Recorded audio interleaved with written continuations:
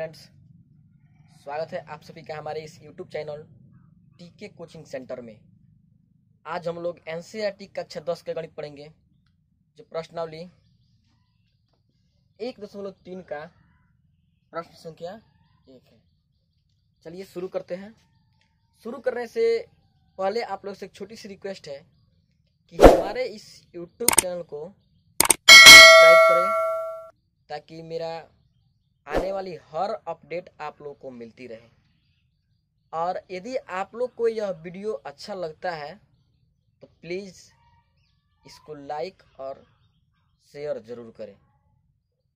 चलिए शुरू करते हैं। देखिए, कह रहा है कि सिद्ध कीजिए कि √5 एक अपरिमेय संख्या है। तो सबसे पहले हम यह समझेंगे कि अपरिमेय संख्या किसे कहते हैं। तो अपरिमेय संख्या वैसे संख्याओं को कहते हैं जो P/Q के रूप में नहीं लिखा जा सके। जैसे √2 जो है, इसको P/Q के रूप में नहीं लिख सकते हैं। देखिए, क्योंकि जैसे मान लीजिए हम लिख भी सकते हैं कि अगर नीचे बटा 1 देकर हम लिख भी सकते हैं।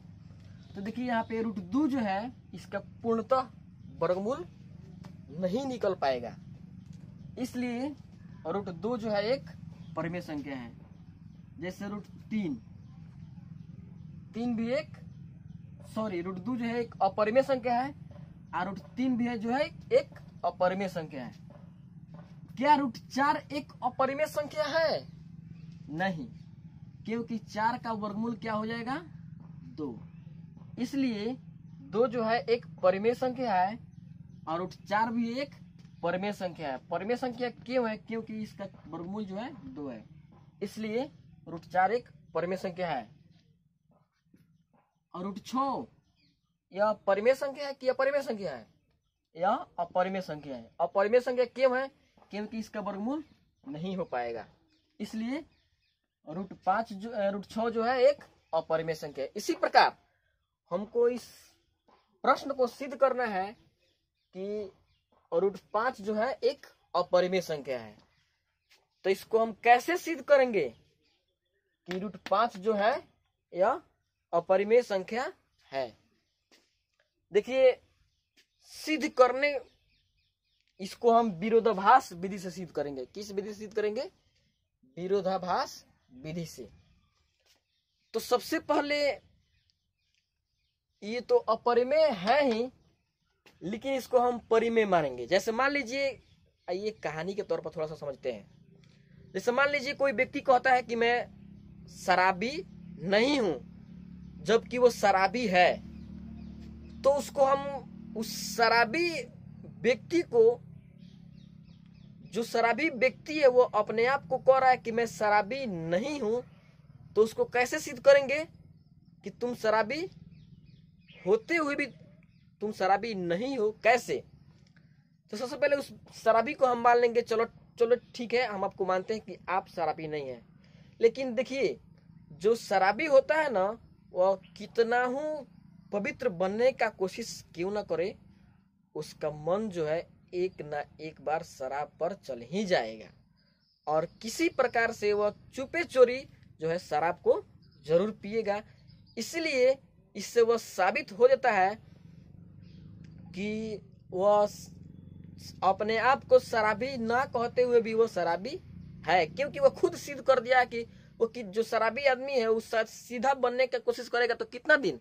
2 से 3 दिन से 4 दिन, 5वां दिन में वो जरूर जो है शराब पी लेगा। उसी प्रकार हमको ये सिद्ध करना है कि √5 जो है अपरिमेय संख्या है। कैसे है? तो चलिए सिद्ध करते हैं। इसको थोड़ा सा हम मिटा देते हैं।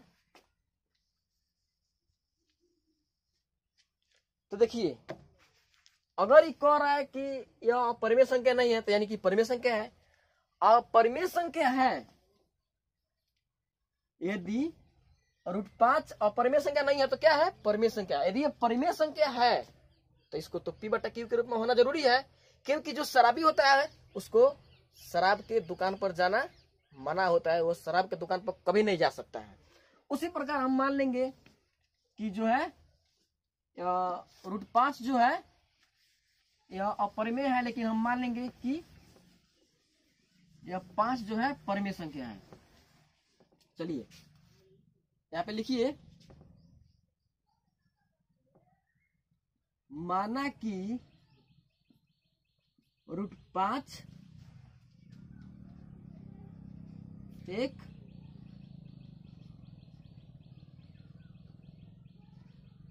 परिमेय संख्या है। ठीक है, तो यदि यह परिमेय संख्या है तो इसको P/Q के रूप में होना भी जरूरी है, तभी ना सिद्ध कर पाएंगे।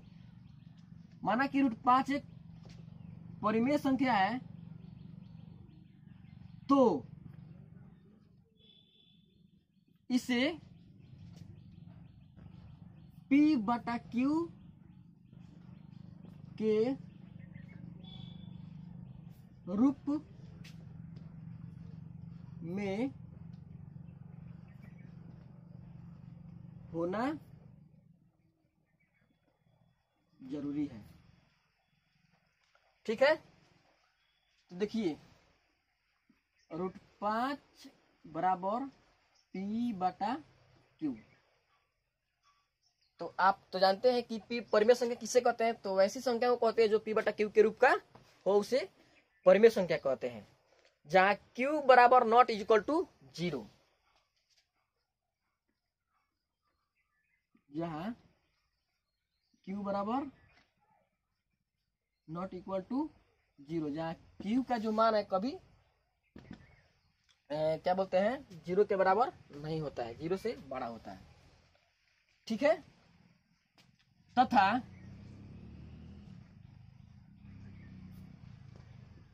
P और Q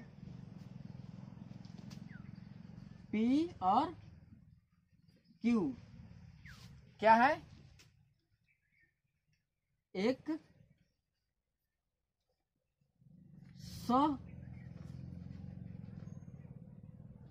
अभाज्य है।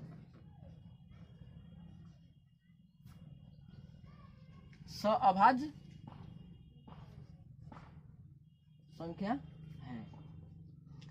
अब देखिए अभाज्य संख्या किसे कहते हैं, थोड़ा सा इस पर हम एक नजर देते हैं। अभाज्य संख्या, अभाज्य संख्या, देखिए वीडियो थोड़ा सा लंबा होगा, लेकिन ये जो सवाल जो है परीक्षा में निश्चित रूप से एक ना एक बार हमेशा पूछता है 5 नंबर का, इसलिए वीडियो थोड़ा सा लंबा हो, इसलिए आप लोग इसको देखकर अगुताइएगा नहीं, आप लोग समझने का कोशिश कीजिए, क्या कि 5 नंबर इसी तरह नहीं मिलता है, समझे ना। 5 नंबर लाने के लिए बहुत पापड़ बेलना पड़ता है, इसलिए आप लोग थोड़ा सा ध्यान से देखिए और वीडियो तक के अंत तक बने रहिए। अभाज्य संख्या का क्या होता है, तो देखिए मतलब क्या होता है, एक साथ।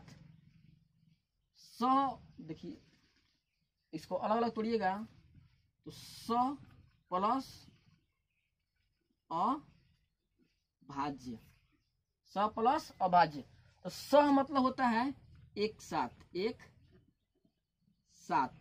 ठीक है, और अभाज्य का मतलब क्या होता है, अभाज्य संख्या किसे कहते हैं, माने अभाज्य का मतलब क्या होता है, जो एक और स्वयं को अलावा अन्य किसी अंक से विभाजित न हो, अन्य किसी संख्या से विभाजित ना हो, उसे क्या कहते हैं, अभाज्य कहते हैं। तो उसी प्रकार मतलब एक साथ एक जोड़ा, जैसे मान लीजिए एक जोड़ा संख्या ले लीजिए, जैसे मान लीजिए 2 और 3। ठीक है, संख्या हम लोग क्या ले लिए, 2 और 3। 2 और 3 यह किससे विभाजित होगा, तो 1 से। यह 1 के अलावा और किसी से विभाजित होगी, नहीं होगी। ठीक है ना, इसलिए 2 और 3 क्या हुआ, अभाज्य। 5 और 7, दो संख्या ले लीजिए, 5 और 7, ये भी क्या है, यह एक अभाज्य गुणनखंड है, यानी अभाज्य संख्या है, क्योंकि यह इसमें देखिए 5 का गुणनखंड कितना होगा, 5 गुना 1, और 7 का गुणनखंड कितना होगा, 7 गुना 1। इन दोनों में क्या एक जो है, एक दोनों में एक से विभाजित हो रहा है ना, इसलिए 5 और 7 जो है एक अभाज्य संख्या है। चलिए इतना बात समझ में आ गया, आगे बढ़ते हैं। सबसे पहले इसको मिटाते हैं हम लोग अभाज्य संख्या भी समझ। देखिए एक एक पॉइंट को समझना बहुत जरूरी है, इसलिए आप लोग वीडियो के अंत तक बने रहिए। मैं आसान से आसान तरीका से समझाने का आप लोग का कोशिश कर रहा हूं। चलिए आगे बढ़ते हैं। अब देखिए तो क्या मिला हमारा, 5 बराबर P बटा Q, ठीक है ना। अब देखेंगे दोनों तरफ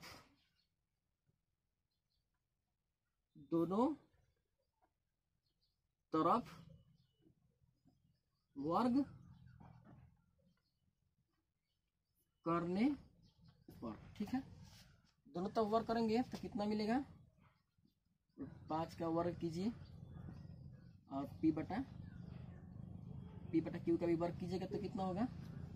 देखिए 5 का वर्गमूल कितना हो जाएगा, 5 का वर्ग कीजिएगा तो कितना होगा, √25 होगा। कैसे, तो देखिए यहाँ पे 5 का वर्ग का मतलब होता है, इसका मतलब होता है 2 बार लिखना है, √5 गुना √5 लिखिएगा तो रूट से रूट आप 5 25, उसी प्रकार, ठीक है। चलिए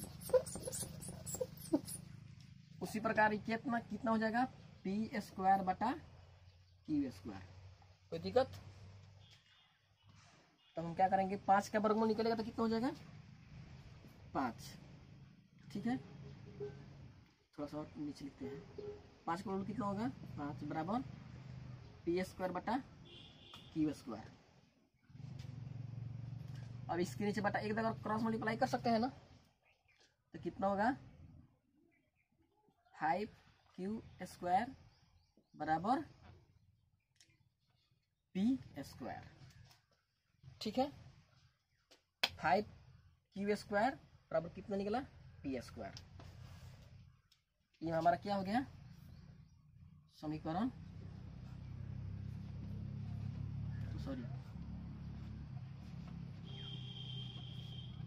समीकरण 1, ठीक है। तो इस एक स्टेप और आगे जाएगा, चलिए वो भी डायरेक्ट वहीं पे लिखेंगे हम लोग। तो यहाँ पे देखिए, यहाँ पे 5 × Q² है बराबर P², ठीक है। अब देखिए एक बात यहाँ पे और समझ लीजिए, अगर जैसे मान लीजिए यहाँ पे माइनस है, अगर माइनस जो है बराबर के उधर जाता है तो क्या होता है, प्लस। अगर गुना बराबर के इधर है तो बराबर के उस पार जाता है तो क्या होता है, भागा हो जाता है, ठीक है ना। तो ठीक उसी प्रकार यहाँ पे जो 5 है गुना में है, इधर आएगा तो कितना क्या चीज हो जाएगा, भागा में हो जाएगा। तो इसलिए Q² बराबर P² बटा 5, इसको लिखिए, यहाँ पे लिखिए समीकरण 1, ठीक है। अब देखिए अगर 5 जो है P² से विभाजित होता है तो P भी 5 से क्या होगा, विभाजित होगा। चलिए यहाँ पे लिखिए, अगर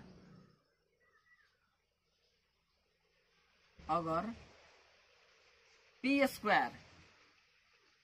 5 से विभाज्य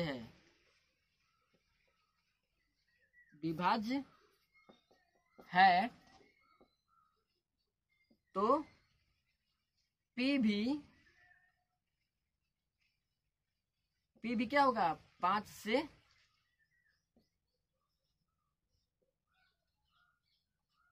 विभाज्य होगा।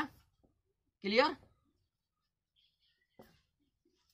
कहने का मतलब है कि जब P² 5 से विभाजित है तो P 5 से विभाजित नहीं होगा। जैसे देखिए उदाहरण लेते हैं दूसरा, 4 का सॉरी 2 का स्क्वायर अगर 2 से विभाजित है, जैसे 2 का स्क्वायर 2 गुना 2 अगर 2 से विभाजित है तो क्या 2 से विभाजित नहीं होगी, तो ये क्रम 2 कट गया ना। ठीक उसी प्रकार यदि P स्क्वायर 5 से विभाजित है तो निश्चित है कि P भी 5 से विभाजित होगी। कोई डाउट? चलिए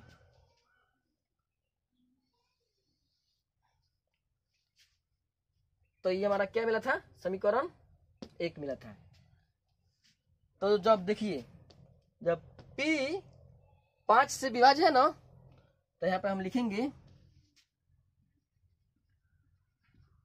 माना कि P बराबर 5A, जहां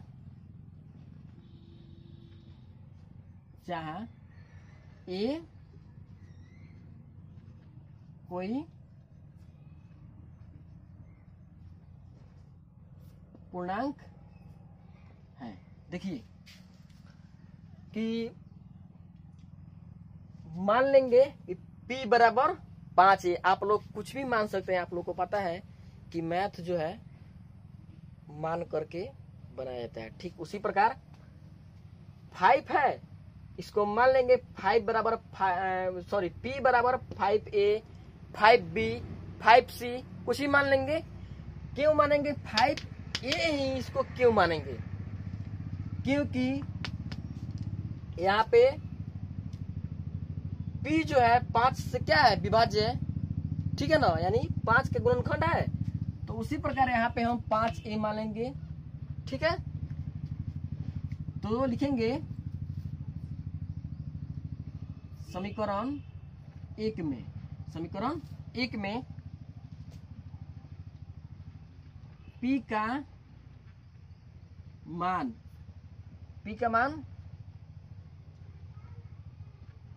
रखने पर, समीकरण 1 में P का मान रखने पर, देखिए समीकरण 1 यहाँ पे है, यानी Q स्क्वायर बराबर P स्क्वायर बटा 5। तो हम लोग यहाँ पे देखिए तो क्या माने हैं, P बराबर कितना माने हैं 5A, ठीक है। देखिए तो लिखेंगे Q स्क्वायर बराबर 5A के स्थान पर P के स्थान पर हम क्या लिखेंगे 5A का स्क्वायर बटा 5। कोई दिक्कत? अच्छा, अब स्क्वायर का मतलब क्या होता है, 2 बार लिखना, पहले आप लोग बता चुके हैं। तो Q स्क्वायर बराबर 5A इंटू 5A लिख सकते हैं बटा 5। तो 5A से 5 कट जाएगा, तो Q स्क्वायर बराबर क्या बचा 5 इंटू A गुना A बचा। तो ये क्या हो जाएगा, Q स्क्वायर बराबर 5A स्क्वायर होगा ना।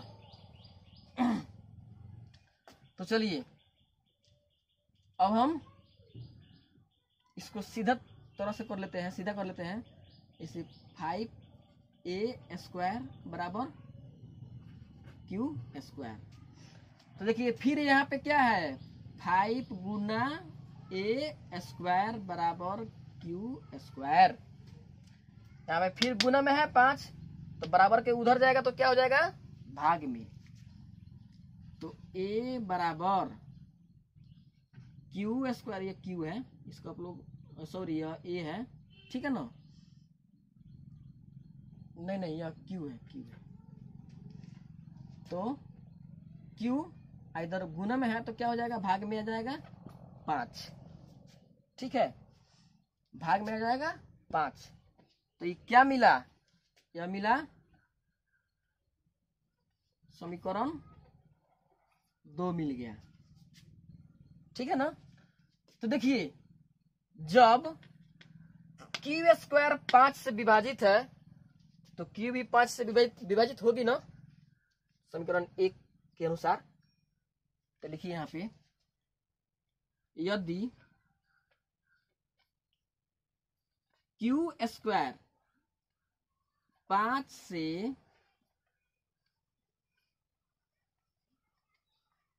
विभाज्य है तो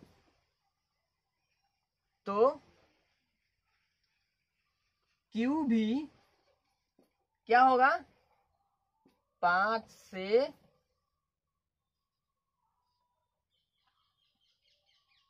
विभाज्य होगा कि नहीं। तो देखिए हमको समीकरण 1 और समीकरण 2 से पता चलता है कि इन दोनों में उभयनिष्ठ संख्या क्या है 5 है। समीकरण 1 और समीकरण 2 से क्या पता चलता है कि दोनों में उभयनिष्ठ संख्या क्या है 5 है। यहां पे लिख सकते हैं अतः समीकरण 1 और समीकरण 2 से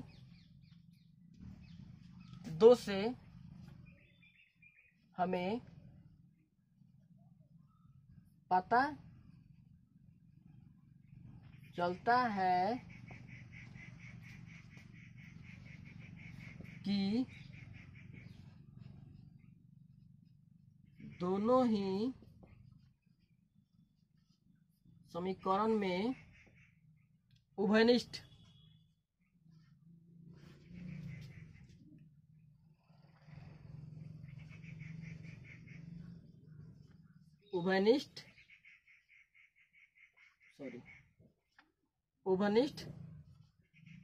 संख्या क्या है 5 है। इसलिए यह साबित हो गया कि √5 जो है यह अपरिमेय संख्या नहीं है। इसलिए हम लोग यहाँ पे साबित क्या कर दिए कि √5 जो है परिमेय संख्या नहीं है। तो लिखिए अतः √5 एक अपरिमेय संख्या है। चलिए यह तो सवाल था प्रश्नावली 1.3 का प्रश्न क्रमांक 1। यदि यह वीडियो आप लोग को समझ में आया होगा तो इसको लाइक और शेयर जरूर कीजिएगा। देखिए मैं बहुत ही आसान तरीकों से समझाने का आप लोग को कोशिश किया हूँ। मुझे यह पूर्ण विश्वास है कि यह वीडियो और यह प्रश्न आप लोग को जरूर समझ में आया होगा। तो समझ में आया होगा तो प्लीज़ एक लाइक तो बनता ही है और हमारे इस चैनल को सब्सक्राइब जरूर कर दीजिएगा ताकि आने वाली हर नोटिफिकेशन आपको मिलती रहे। और आप लोग से अंत में एक और रिक्वेस्ट करूँगा कि देखिए कोरोना एक बहुत ही खतरनाक वायरस है, इसलिए आप लोग घर से बाहर ना निकले, घर पे रहिए, सुरक्षित रहिए। और आप लोग को देखिए सभी संस्थान जैसे कोचिंग, ट्यूशन, कॉलेज सब बंद है। इसलिए हम आप लोग के लिए NCERT कक्षा 10 के गणित का फुल कोर्स इसी चैनल पर कराऊंगा। तो प्लीज़ एक बार इस चैनल को सब्सक्राइब जरूर कर दीजिए। और यह वीडियो अगर आप लोग को अच्छा लगा होगा तो अपने दोस्तों के साथ शेयर कर दीजिए ताकि वो भी घर बैठे बैठे फुल कोर्स कर सके। क्योंकि कोरोना वायरस के चलते उनको नहीं लगता है कि कोई भी संस्थान अभी खुलेगा। ठीक है ना। धन्यवाद, मिलते हैं अगले वीडियो में।